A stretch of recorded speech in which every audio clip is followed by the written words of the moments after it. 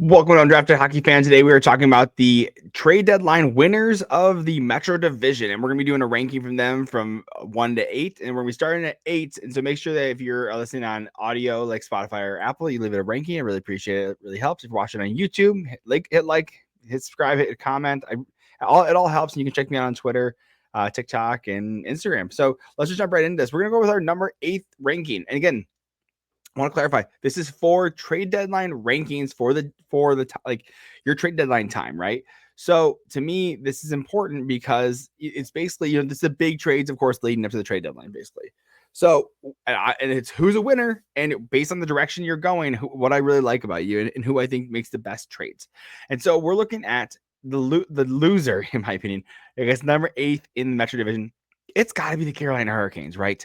The Carolina Hurricanes, you look at some of the deals they did. I mean, of course, they originally did the Mikko Rantanen deal, right? So you traded Mikko Rantanen, you get Taylor Hall back, you have half of Mikko Rantanen's salary retained by the Chicago Blackhawks. You get Taylor Hall as well, and then you send out Jack Drury, Marty Necas, a second-round pick in 2025, and a 2026 fourth-round pick. That's a good pickup. And he didn't, mind you, he wasn't playing well. So that's one of the things I wanted to talk about with this. So we're going to, I'm not going to show that trade yet. So talking about with Mikko Rantanen, what were you getting? So you were getting a guy in 49 games with the Colorado Avalanche, had 64 points, 1.31 goals per game, or points per game with the Colorado Avalanche this season. This guy is a points getter. He's a playoff performer. He's a Stanley Cup winner. And so the Colorado Avalanche move off of him because I guess supposedly they offered him an 8-year deal at $11.75 million, and he turned it down. And so Carolina's like, well, yeah, we'll try him out. We'll take him for sure. We have a huge and the thing is Carolina, this made sense because it was a good risk for them in the sense that they have a good Finnish culture. And so they're like, hey, we're going to trade for this guy, and they're going to go to Four Nations Cup together. And our Finnish players are going to play with, him, and he's also Finnish. The problem is in the 13 games that he played with the Carolina Hurricanes, he only had 6 points in that. He's under half point per game with the Carolina Hurricanes in that time period. And so that was what, like, mind you, in Colorado, Nathan MacKinnon was the guy, Rantanen was his sidekick, and Rantanen played very well with him. The problem is with the Carolina Hurricanes, you have Sebastian Aho, but, McKinnon's or Rantanen would have been the guy. And supposedly they offered him upwards of a $13 to $14 million deal for 8 years for Carolina to keep him. And they could not get a deal done before the trade deadline. They're like, well, we can't lose him for nothing. We did that with Gensel last year. We can't do it again. And so what they ended up doing is they ended up trading Carolina Hurricanes Mikko Rantanen to the Dallas Stars for Logan Staykoven, a 2026 first-round pick, a 2028 first-round pick, a 2027 third-round pick, and a 2026 third-round pick. So what are you getting in this trade? So what are you getting in Logan Stankoven? You get a kid that was drafted in the second round, 47th overall. He's 5'8", a little speedy water bug, playing right wing mostly. He got 29 points in 59 games, half point per game player. Again, he's only 22 years old, so he's really starting to grow into his role as a good young player. There's nothing wrong with that at all. But you get to consider the direction of the Carolina Hurricanes is that they're trying to be good now, and so by moving off, and I agree. The problem is that I agree that moving off of Mikko Rantanen was probably a smart move. The problem is you traded for him without a deal in place, and that is your fault. That is absolutely ownership's fault. That is management's fault. And so you have to consider that is a huge slight on the team. It's just like it's a fumble. It's an absolute fumble. And this is why they're the losers, in my opinion. Now, what are they getting though? Again, this is a year. This year now, they're not Stanley Cup contenders. They are playoff contenders. They might even go to they get out of the first round, but they're known as a perpetually second round team. And that's a problem. You want to be known as that. We saw that with Washington for a long time and eventually broke out, but it doesn't happen with every team. So thinking about San Jose Sharks back in the day, like they went all the way to Stanley Cup finals and they still lost.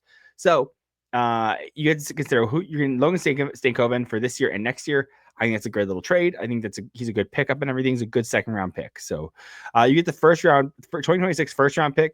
It's top 10 protected. It shifts, and if it is in top 10, it shifts to 2027. The 2028 first round pick, and it's a top 10 protecting. It shifts to 2029. There's also a 2027 third round pick and a 2026 third round pick. So you're getting assets for the future, which I love for them. And so, hi, buddy. It's my kitty trying to say hi. But yeah, this is a good, I would say you're getting good assets back, but you're trying to contend now. You're a team in Carolina where you're sitting second in the Western or in the Metro Division. Mind you, Washington is absolutely running away with in this case, but you're trying to be good now. Your window is now. And so it is a huge loss that you're now don't have pieces to be able to do that. And supposedly what the GM had said is that the Rantanen deal took up so much time to try and figure out, like, because Dallas ended up signing him, by the way, for 8 years at $12 million, a $96 million contract, which is smaller than what Carolina offered. And supposedly is around what Colorado offered them as well. If I was Colorado, I would have offered him just below Mikko or McKinnon. I would have offered them the $12.5 million over 8 years, which is about so he wanted $14 million a year in free agency. I think with Carolina, he still wanted $14 million for that 8th year, which is crazy. Carolina's like, hey, we'll give you $13 million a year ish around there. And that did not work out. And so now you're settling with Dallas Stars, who, by the way, do have a good Finnish culture. They have Heiskanen and Lundell. They have a good Finnish culture as well. The problem is that you're now, again, if you're the Carolina Hurricanes, you're not a Stanley Cup contender anymore. You're not. And the fact that you fumbled this so bad is absolutely why they're 8th in the ranking. There's people that did less, but you fumbled this so bad that it's a detriment to your franchise. You're now in a worse position. And again, it's because you didn't come in with Mikko Rantanen having a signed deal already. This was a blindside by him. And so that is, I mean, Colorado Avalanche did. And by the way, it's also a screw for the Colorado Avalanche. They move out to the West without him having a contract signed. And now he's back in his own division against the Colorado Avalanche. So, and we'll talk about the Dallas Stars in there as well. But again, it's just a huge fumble by the Carolina Hurricanes and management. They agree that they tried to be aggressive. They tried to go after guys, but it came too late in the game. And I imagine these first round picks are not going to be picked by them. They're absolutely going to flip them at the deadline and try and be good for next year. But the fact that you were not able to get Mikko Rantanen solidified down is a huge fumble by management, a huge fumble by ownership as well to be able to not get him signed and locked down. So anyways, that is the Carolina Hurricanes at number 8. They also, by the way, did Mark Jankowski from the Nashville Predators for a 5th round pick. Cool. Again, still doesn't make you a contender. Moving on to the next team that I think is in the is 7th in the rankings for the Metro Division. We have the Washington Capitals. Washington Capitals didn't do much at all. They picked up Lars Eller earlier in the season, but that's not a trade deadline day. They picked up Anthony Beauvillier for a 2025 second round pick. And who are you getting in Anthony Beauvillier? Well, you're getting a depth guy. He's not a huge mover and shaker. He's 27 years old. He's got a low cap hit of $1.25 million. He's got 20 points, 63 games. To me, the second round pick was a high price.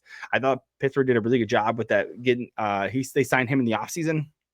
And you're looking at a second round pick for this guy. I mean, it just shows you how high prices were. We're going to talk about why Washington ranks 7th and the next team ranks 6th, because they only made one trade as well. And this is where I'm like, hey, you paid a big price for Anthony Beauvillier. And to me, I did not think that was a smart trade. Mind you, Washington didn't need to do much, and they are in win now mode, so they don't really care about the second round pick. But again, I think there's a high price to pay for Anthony Beauvillier, just not a high caliber player. And so, but again, you're in win now mode. We saw a lot of teams in the Atlantic Division moving out, 2 first round picks for Yanni Gourde and Bjorkstrand. So teams are willing to move, and so Pittsburgh capitalized on it. Again, Washington didn't need to do much. Again, high price, but it is what it is. So they're just going to keep moving forward, and they got a great team around them anyways. So I mean, it's not if all you do is move a second round pick to improve your team, it's not too terrible. So Columbus Blue Jackets, I have them in the 6th position for the winners of trade deadline in the Metro Division. They pick up a Luke Cunnin for a 4th round pick in 2025. So to me, the thing is, it's crazy enough. The reason that I picked Columbus over Washington is they're both going for playoff spots. Washington probably pretty much has it as well. But the thing is Anthony Beauvillier cost for 63 games. He had 20 points. It cost a 2nd round pick to go, and he's 27 years old, right? And he can play center. He's left-handed though instead. And so you look at Luke Cunnin, who on the Sharks team, a worse team than the Pittsburgh Penguins, he's got 18 points, 11 goals, and 63 games. It's very similar production, same age, same position, different handedness, and they got him for a 4th-round pick. So to me, that's just like it seems like Washington paid too much. Columbus paid the right price for a Luke Cunnin. So to me, that's the only move they ended up making. I will say the one downside with them is that they did not trade some of their players that they had. They could have traded, and that's where Columbus kind of fumbled a little bit, is that they could have gotten more for their players. Mind you, if you look at some of their UFAs, Sean Corrali, they could have traded. But I think they like the mojo of the team. They picked up Christian Krischer on waivers. Justin Danforth, they could have traded. They could have traded Ivan Provorov, but it looks like they're going to maybe end up signing him. Like they could have flipped a Dante Fabro. I think they're just enjoying the vibes right now. I just don't think they want to make any crazy moves that is going to screw up the momentum of the team, which I understand is definitely there's some value in having that momentum going forward and everything. So I don't hate it, but again, I thought they would have made more moves than that. So I have them at 6. Number five, I have the New York Rangers. And so the reason I have the New York Rangers is because to me, I guess we have to go back as far as even like the Miller trade, because that is kind of in leading up to the trade deadline. To me, I thought that was you know what? We're going to swap then. I guess this is the case then. I forgot about the Miller trade. So we're actually not going to use the Miller trade yet. We're going to go with I'm swapping this for sure. We're going in the 5th spot. We're going with the New Jersey Devils. Again, that makes a lot more sense now, because I forgot about the Miller trade, which isn't trade deadline day, but it is that leading up to that lead up to me. The way I see this is like, oh, you're moving towards the trade deadline, and you're making the trades to choose the direction of your team. So I'm going to New Jersey Devils, going with they didn't do much. They acted as a middle person for the Trent Frederick trade, getting Shane Lachance, which I really liked. That's a really good pickup for them. He's a 2021 pick, 6th-round pick. He's 21 years old, 6'5", 218 pounds.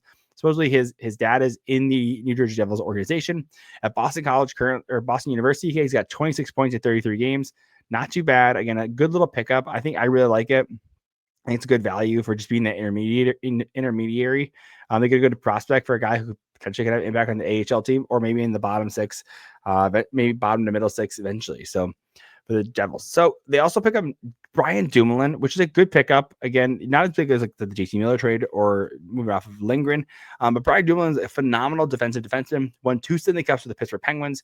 And they get back Herman Traff and a 2025 2nd-round pick, which I thought was a good value, because Herman Traff he's a recently acquired or recently drafted 2024 3rd-round pick.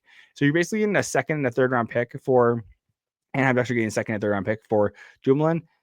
You are trading out a guy who currently in the Allsvenskan, he's got 6 points in 9 games. He's highly touted. A lot of people like him a lot. In the SHL, he had 7 points in 25 games. So it's a high price for Dumoulin. But the thing is, when you look at the New Jersey Devils depth, they have some injuries, and so you have to consider, like, you have a Dougie Hamilton injury.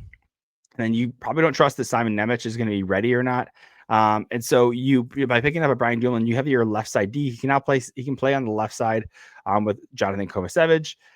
And so to me, I don't mind this at all. Again, when you get a Dougie Hamilton back, he plays with Dougie Hamilton a little bit. I don't know. You have Jonas Siegenthaler. I forgot about him as well. So again, they have injuries.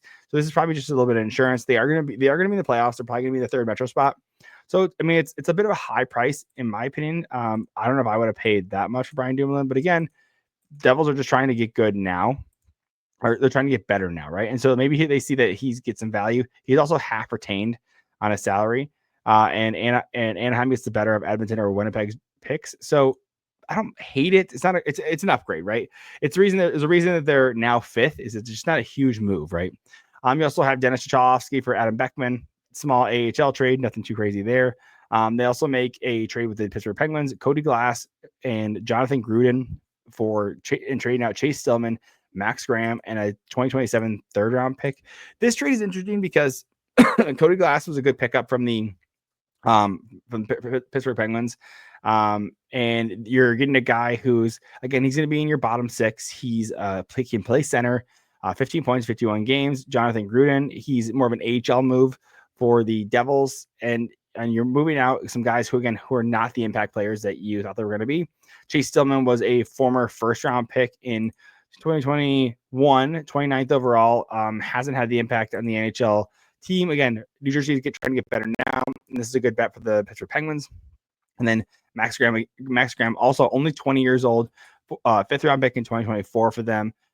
So Pittsburgh ends up picking up a guy who's got 35 points in 34 games in WHL. He is a bit of an overager in that case, so you want a little bit more production. But again, Pittsburgh is looking to get younger. New Jersey wants guys now, and so this is ended up getting guys now that potentially are going to be in that Jack Hughes range. And if they work out, great. If they don't, no big deal. You keep moving on, and only cost you a couple of prospects you weren't using and a 3rd round pick. So Devils did well on this one. They also picked up Daniel Sprong for a 7th. Daniel Sprong was, mind you, on waivers earlier this season. And so they're like, hey, let's try him out. Let's see how it works out. And they seem to like him enough. He in the 9 games with Vancouver, he had 3 points. In 10 games with Seattle, he had 2 points. He didn't really produce, but we did see him on the Red Wings having 43 points in 76 games in 23-24. Even with the Seattle Kraken, he had 46 points in 66 games, which is why he got the contract with the Red Wings. And right now in the AHL so far this year, 25 points in 19 games with the Coachella Firebirds. Again, I think Daniel Sprong is excited to get another opportunity. A little bit, supposedly he has a little bit of an issue, in the locker rooms. But again, I think this is something that if he's playing on a NHL team, I think that definitely gets worked out. We also saw an AHL move with the Boston Bruins, but then that's not a huge impact move in this case. So I do want to move on. We'll do the New York Rangers, then we'll take a quick break. So let's do the Rangers right now. Again, I'm going to track this back to the Miller trade, like I just teased earlier, because this doesn't make an impact, right? So who wins in this deal? I believe that the New York Rangers win because they get the best player out of this. They get JT Miller, Jackson Dorrington, and then Eric Branson going to the New York Rangers as for Philip Cheadle, Victor Mancini, and a conditional 1st round pick. And so Rangers, in this case, you pick up JT Miller, absolutely the best player. He's got 35 points in 40 games. And so far with the New York Rangers, he has 14 points in 12 games. So that's a great production for basically you need a 1st-line center, right? Him or Zibanejad, a top 2 center. They also get Jack Dorrington, a prospect, 6th round pick in 2022 for the Vancouver Canucks. Currently with the Northwestern University, 13 points in 33 games. Again, he's young. He gets picked in 2022, so he's a defenseman. They take a little bit of time. It's not a big deal. No worries there. Also get Eric Branstrom, just a RFA. But they end up trading him later, so I don't want to stick too much time on him. But they get a D to replace on the roster for Victor Mancini, a good young prospect. Trading him out, he had 15 games this season, 5 points. Again, he's young. He's 22 years old, so he's going to take a little bit of time to develop. But, he was a former 5th round pick, so you're not too mad about it either. It's relatively cheap. And then you move out Cheadle as well, who's currently at 20 points in 41 games this season. A good 2nd, 3rd line center. He had 20 points with Rangers. He's currently got 6 points in 11 games with Vancouver. So he's actually improved his points per game. He's playing higher up in the lineup in the 2nd line center position, 2nd to 3rd line center. So this is a good trade for the Rangers. Wasn't too crazy expensive. And again, you're definitely getting an improvement because you're trying to get better, relatively better now. You definitely had a harder season. I think this is it. It was nice because the Rangers picked a direction. The curious thing though is that this is why I had them at 5th initially. I did think they did better moves than the New Jersey Devils to improve. But the one that I would say the negative that does knock them down, it's kind of the polarizing. Like Devils didn't make a ton of big moves, so they didn't have too much plus or minus. Rangers did a big plus by picking up JT Miller, but the big minus is moving off of Ryan Lindgren, who wasn't working out with the Adam Fox. Supposedly they had chemistry that worked out really well, but the Rangers ended up moving out Ryan Lindgren, a half retained to the Colorado Avalanche. He had 19 points in 54 games. And also Hank Kampf and then Jimmy Vesey as well, who only had 6 points in 33 games. You're moving out Hank Kempf, who's a 22-year-old 7th round pick back in 2021. If we look at his stats right now in the NCAA, he's got 7 points in 29 games. So again, but he's a D. He's not producing. Some Ds just don't produce a lot. And then you pick up Calvin DeHaan, cool. That's nice. 7 points in 44 games. You also pick up Juuso Parssinen, who was traded originally from the Nashville Predators, playing center. But now, now they're like, oh, we don't really need him because we were trying to get a different center. these 11 points in 37 games, or you're like, cool, like he's an RFA, maybe we'll sign him and or flip him or whatever. You also get a second round pick. I'm like, you don't improve in this. Like, yeah, you move off Lindgren, but you basically get a second round pick for him. It's not a huge move. I don't love it for the Rangers, but you kind of like you bought with Miller and then you sell on Ryan Lindgren. And then you sell on Riley Smith, which I don't mind this one because Riley Smith was not creating the value for the Rangers that you wanted him to. Up to this point, he only had 29 points in 58 games. Supposedly there was a little bit of frustration with him. But to me, I thought that's pretty good for a depth guy. And the thing is you with the trade that you're getting in the case of the Rangers, you're like, okay, well, he's 33 years old. He's not going to be back next year. And so they end up getting a third round pick from 2025, which is originally San Jose Sharks, which is basically going to be like a low second round pick. That's actually a pretty good pickup. And Brandon Brisson, who is only played 9 games this season, but is a former first round pick in 2020. 29th overall. To me, this is just good business by the New York Rangers. Again, move out an expiring asset who, you're not going to use. You pick up a young prospect. You pick up a third, basically almost a second round pick. I think this is it's just a good value trade. It was a good, smart business move for the New York Rangers. So I applaud them on that. Again, another reason that I bumped them up.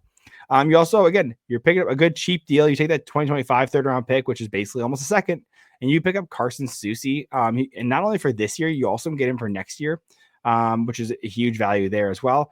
He's currently at 10 points, 59 games. But mind you, Carson Soucy, if you look at the size of this guy, he's a huge D, left shot, 6'5", man. That is a big defenseman. So good little pickup, kind of replaces your Ryan Lindgren. So I don't mind that at all. Again, you have him for this year and next year as well. So you also do a small trade. You end up taking that Eric Brandstrom, again, who was an RFA, former first round pick, who is under team control. You end up picking up Nicholas Aube-Kubel. To me, this is like it's like basically almost an AHL deal type thing. Nicholas Aube-Kubel played 19 games, had 2 points. You have Eric Brandstrom, 28 games, 8 points. I mean, this is better for Buffalo than it is Rangers. But again, you're trying to be good now. Good depth forward. I guess you didn't really need Brandstrom on the D. And again, it's better for the Buffalo Sabres, who can have him as an RFA. So we're going to take a quick break, jump into for DraftKings, and then we'll hit you up with the top 3. Just to give you a quick review, we have in fourth place the New York Rangers, in 5th place the New Jersey Devils, in 6th place Columbus, in 7th Washington Capitals, in 8th Carolina Hurricanes. We'll be back right after this break. It might not feel like it, but spring is right around the corner. You know how you can tell? Golfers are hitting the links, and we have some tournaments to talk about. And if you want to do more than just talk, put your money where your mouth is. Get in on all the tee to green action with DraftKings Sportsbook. From Thursday's opening round through the closing round Sunday, DraftKings Sportsbook has you covered with tournament props, live betting, odds boost, and so much more. And if you've never bet on golf before, it's easier than you think. Just pick up something simple like a golfer to win the tourney and make your pick. It's just that easy. Now we got some tournaments coming up. We got the Puerto Rico Open, the Players Championship, the Valspar Championship, the Texas Children's Houston Open. Maybe you can bet versus Stefan Jaeger to win. Maybe a little Scotty Scheffler or a little Bryce Garnett. Whatever it is, you can get in on the action. And here's something special for first timers. New to DraftKings customers, bet $5, get $150 in bonus bets instantly. Download the DraftKings Sportsbook app and use the code THPN. That's code THPN for new customers to get $150 in bonus bets when you bet just $5. Only on DraftKings, the crown is yours. Gambling problem? Call 1-800-GAMBLER. In New York, call 877-8-HOPE-NY or text HOPE-NY. In Connecticut, help is available for problem gambling. Call 888-789-7777 or visit cpg.org. Please play responsibly on behalf of Boo Hill Casino and Resort. 21 plus, age and eligibility varies by jurisdiction. Void in Ontario. New customers only. Bonus bets expire 168 hours after issuance. For additional terms and responsible gaming resources, see dkng.co/audio. Okay, and we're back, and we're talking about the number 3. Just a real quick review of the rankings. We have the New York Rangers at 4th. We have New Jersey Devils in 5th. Columbus in 6th. Washington Capitals in 7th. Carolina Hurricanes in 8th. And 3rd place for winners of the trade deadline time, we're talking about the Pittsburgh Penguins. To me, I thought they did a really good job with good business here. If we look back, they did some. This is a AHL deal. Never mind. So going back even to the Vancouver side, we saw they did a Marcus Pettersson trade and got a it was Marcus Pettersson. Sorry, they traded out Marcus Pettersson and Drew O'Connor for a first-round pick, Danton Heinen, Vincent Desharnais, and a prospect as well in Melvin Farnstrom. So going back this far, you move off a guy, Marcus Pettersson, who you're not going to qualify. To me, he has 18 points in 47 games at the time of the trade. Again, you're not getting him for the points, but he's a good, solid defenseman for the Vancouver Canucks to kind of solidify that. Again, they end up using that first-round pick from JT Miller to get Marcus Pettersson. Again, trading out Drew O'Connor. I like Drew O'Connor a lot. 16 points in 53 games, a good bottom six winger, a little feisty, a little speedy. I thought it was a little bit of a downgrade, but again, you have a team that's going through a retool in the Penguins. And so, but you're getting a first round pick. You're getting a 2025 first round pick from the New York Rangers. It's top 13 protected and slides to 2026 if unprotected. If it is top 13. You also pick up Danton Heinen, 17 points in 50 games. Again, 29 years old. You have him for this year and next year as well. So that is a benefit there. And so for me, this is a player. Pittsburgh needs players to play for them. And again, if he ends up working out, can produce pretty well with the Pittsburgh Penguins, they probably trade him off next year because they have him under contract. They also pick up Vinny Desharnais because he was signed by Vancouver, was not working out with Vancouver. Traded over. He has the rest of this year and next year. This is one of the big bruisers in the NHL. He's 6'7", 227 pounds. Not a point getter, but he will hit you. He's got 3 points in 34 games with the Vancouver Canucks. And then you also get Melvin Farnstrom. This guy's a 2024 third-round pick. This guy playing in let's look up where it is, the SHL? SHL. He has 17 points in 46 games. That's a good little prospect there, especially because he's only 19 years old, playing against men. Right shot, right winger. That's a good pickup for the Pittsburgh Penguins. They may be able to flip him or use him later, but to me, as an awesome pickup, again, adding in that first round pick. This is a great pick signings for the Pittsburgh Penguins. I honestly forgot about the Pettersson one. It's a good one. That's a very, very good one. We get an AHL trade with Corey Anjonovsky and Matthias Laferriere. We go to the Vincent Desharnais. He ends up being traded to the San Jose Sharks for a 2028 fifth round pick. That's very far away. Hopefully San Jose is maybe just as bad. Maybe it'll be like a 2024 or 2028 fourth round pick, but I don't think that's going to be the case. And Sharks need people to play for them. And of course, they'll probably end up doing the same thing that Pittsburgh was going to do, which is basically ride the rest this year, play him next year, and then flip him at the deadline because someone will end up paying for him. So, but this is a good dump of cap for these Pittsburgh Penguins. So I don't mind that at all. Going to the next trade with the Nashville Predators, they trade out Michael Bunting, who is currently injured and he's on IR, who had it this year and next year at $4.5 million and a 2026 fourth round pick for Luke Schenn, 35 years old, who had this year and next year, as well as Thomas Novak, who has this year and 2 years after this. To me, great trade for the Pittsburgh Penguins. You move off Michael Bunting, 29 years old. I think Crosby liked playing with him. I think he was a good player, but I think the value was there to trade for him now. And then, it only costs you like a 2026 fourth round pick. So you're getting a guy like Luke Schenn, who has this year and next year one of the best defensive defensemen in the league. I get a former first round pick for the Toronto Maple Leafs. I think he was fourth overall. And Tommy Novak, a 27-year-old, I mean, not even a project, 22 points in 52 games, could play your third line center. Again, this is the bets you take in a retool. 27-year-old, yeah, you take a bet on him and see if you can make him work out. You have him for this year and 2 more years after this. Awesome. I love that for them. Again, 27 years old. Now, mind you, Luke Schenn was this is the confusing part for the Nashville Predators, which I don't understand, and we're going to talk about this with Nashville Predators, but we have the Pittsburgh Penguins end up trading Luke Schenn for a 2026 second round pick and a 2027 fourth round pick. So to me, the Nashville Predators probably just didn't want picks, and they're like, "Okay, we'll take this off your hands. We want Michael Bunting. We like his game and everything." And I think they needed some winger help. So they also need center help, which is kind of crazy. They traded one of their centers away. Who's even playing center for them? It's like Colton Sissons is like their second line center, and Ryan O'Reilly, Colton Sissons. It's like, okay, cool. Why isn't Stamkos playing center? So to me, I was surprised that they were able to get Luke Schenn and flip him like that to the Winnipeg Jets. I genuinely surprised that they didn't do this with Barry Trotz, didn't do this, but okay, cool. Maybe Winnipeg Jets didn't want to trade with Barry Trotz because Nashville's in there. Nashville's in their division or in the division and everything. So what about just also, this is a great pickup. Again, we talked about this with the Washington Capitals. I thought it was a high price to trade for Anthony Beauvillier. But getting a 2025 second round pick is phenomenal. If Washington Capitals goes as far in the playoffs as I think they're going to, is it'll basically be a low second round pick, maybe even a high, basically a high third round pick. So there's some good value here for the Pittsburgh Penguins. They probably end up flipping this pick for someone at the draft and get a player back, similar to what the Capitals are doing. So we'll see if they end up doing that as well. We talked about the New Jersey Devils trading with the Pittsburgh Penguins. I thought this was a smart of the Pittsburgh Penguins to move off guys, an AHL guy and Cody Glass, who was an expiring deal. Maybe you weren't going to resign him. You get a little bit younger, and you get a 2027 third round pick. It's a good little pickup for them. Again, you're trying to accumulate prospects and guys that maybe can take a. Again, Chase Stillman, former first round pick. He's a project. But if he works out, if you get a player out of this, it's absolutely worth it for the Pittsburgh Penguins.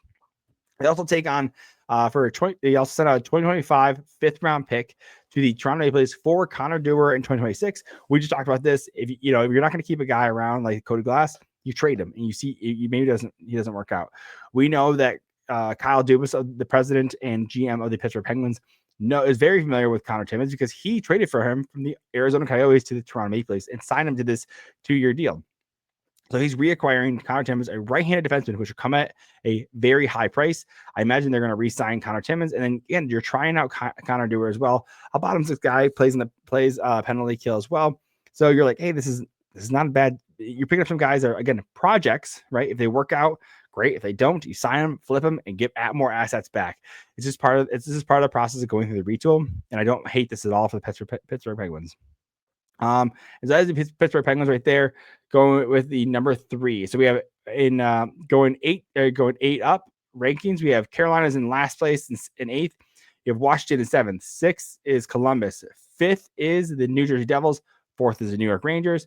3rd is the Pittsburgh Penguins. And then second, coming in, we have the Philadelphia Flyers. And one of the reasons this is one of the ones that is in the one is in the second round is that we're looking at some of the trades that they did. So what they did? Well, you got to consider direction too, right? So who do they at the start of the year in January 30th?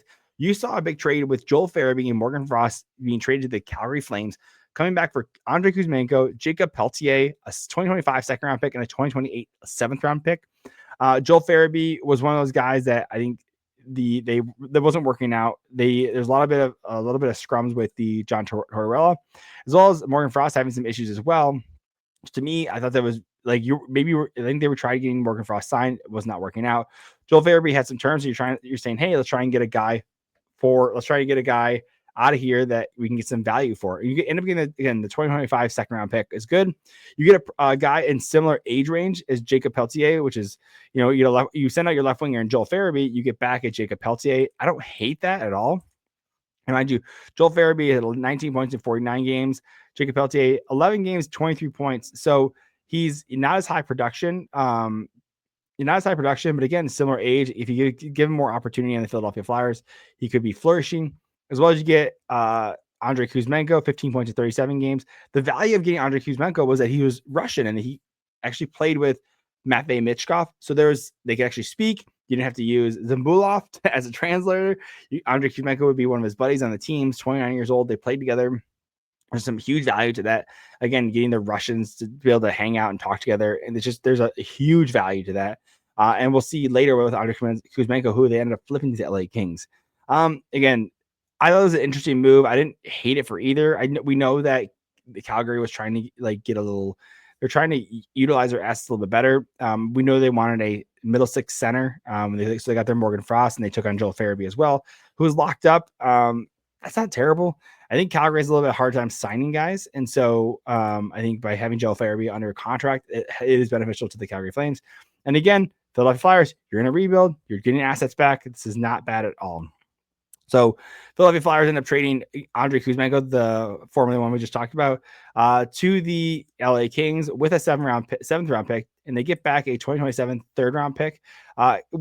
So this is the third team he's been on this third team he's been on this year. So originally with the Calgary Flames, he was putting up about 4 points every 10 games. With the Philadelphia Flyers, he's putting up 7 points every 10 games. But he only played 7 games, but that's how it averaged it out. So he definitely has a production increase. And so I think this is good that the Philadelphia Flyers were able to get an asset back. They did retain on him half his salary. So this is a value to the LA Kings. And again, you're trading guys. So basically you got for Joel Farabee and Morgan Frost, you got Jacob Peltier, a 2nd round pick, a 3rd round pick, and a 7th round pick. And I mean, when you take the 7th round pick, that's not too bad at all. Not too mad about that at all. Again, Philadelphia just moving out some assets that they're not going to resign. I am okay with that. They also this is the kind of the heartfelt one I really like.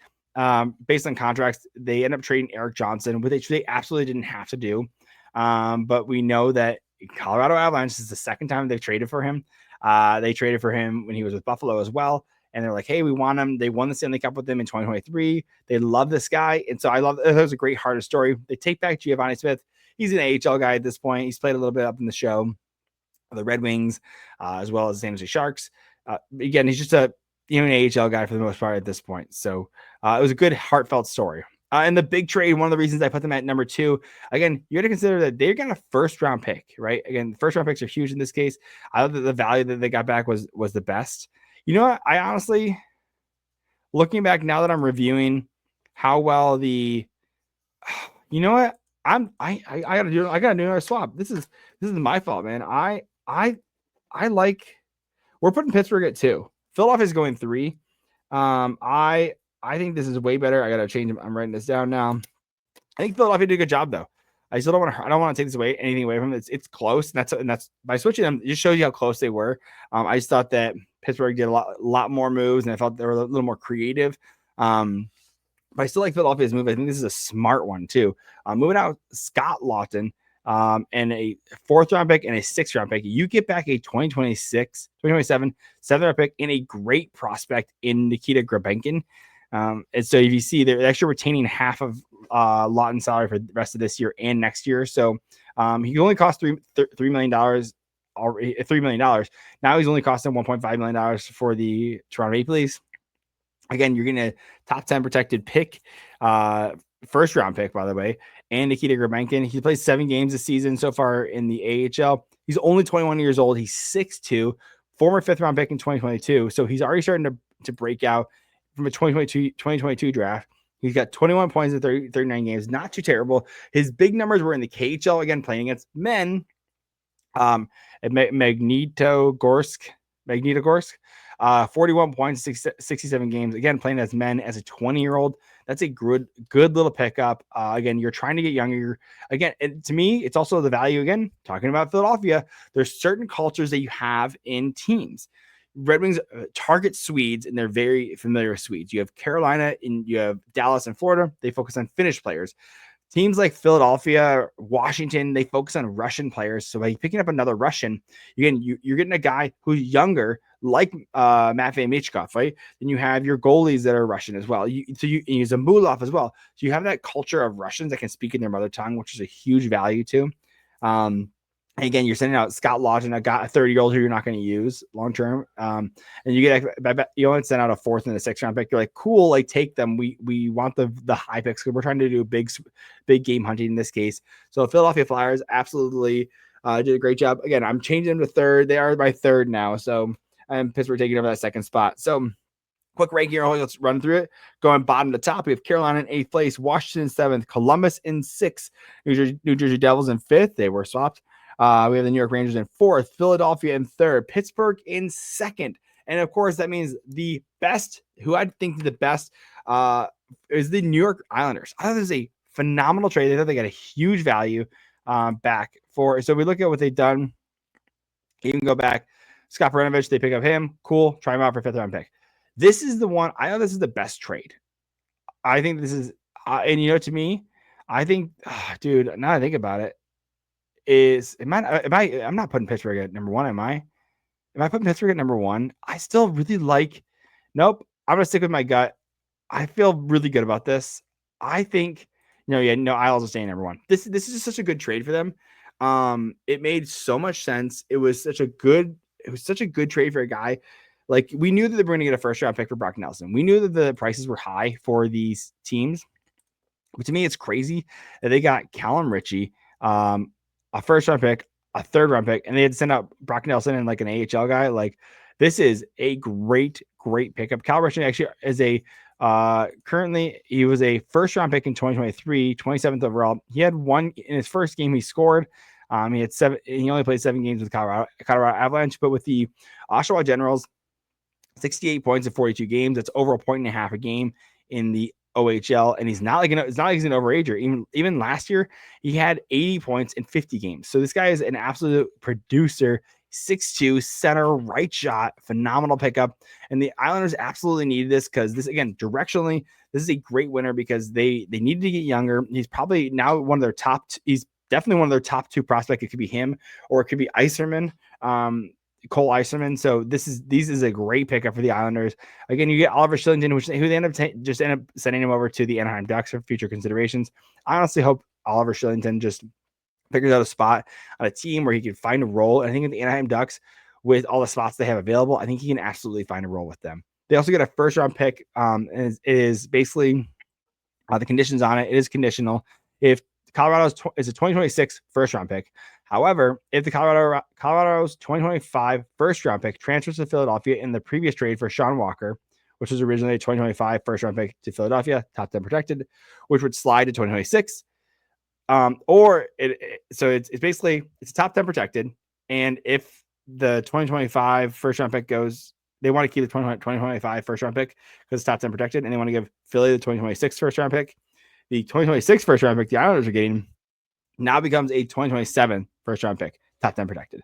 So they also get a third round pick, which transfers, which Colorado will transfer if they win the Stanley Cup in 2025, and Brock Nelson plays at least 60% of the games. So again, you're sending out an AHLer in William DeFore, and again, a guy you're not going to resign in Brock Nelson, a guy who's been with the team the whole time, played a ton of games. I mean, he's put up a great points for you. Even this year, he had 43 points in 61 games.